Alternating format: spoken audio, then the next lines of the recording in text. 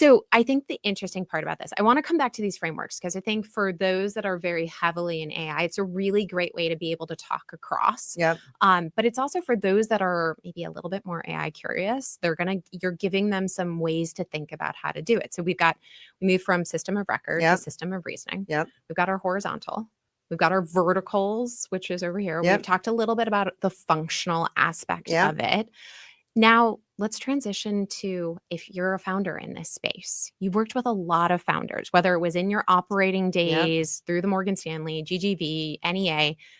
How are you talking to founders about this time? I mean, we're in a completely different era in which a founder could whip something up in 30 minutes Oh, I and bring know. it to you, and it's not on the back of an envelope. Yeah, So, it's so true. talk to us a little bit about, some of the best practices you're Yeah. seeing from the founders today.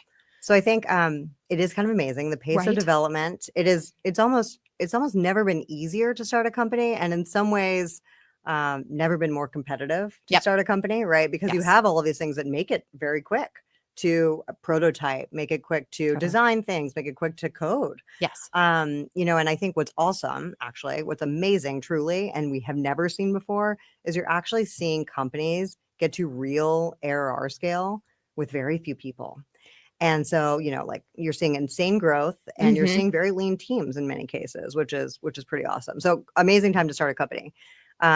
You'll probably laugh at this, but like, Maybe. I think it still always goes back to the fundamentals. So like the first thing I always talk to founders about is really like the why behind it all. Yeah, what are you solving Because for? I think you We were mentioned this totally. earlier, but like, the old like 10 to 20-year overnight success story. Yeah. I mean, like even companies are like, oh, it's so successful. It's like really, realistically, they've been going for like 10 to 20 They years have. for the Yeah, most part. It's a long labor of love. exactly. And so, I always joke like, what is the why that gets you up every day? Mhm. That's like, this is the burning problem that you specifically must solve. Mhm. And not to go off on the vertical tangent, but I do find a lot You're of allowed. vertical AI founders actually have some connection to the industry they're selling into. They know the pain Right? points. Yeah, they really do. Yeah. And that's special, right? Like that really does give me, like there's a real why there. Mhm. In many cases, it may have been their like family business. It may have been like someone near, close to them was in this business. And so there's a real why.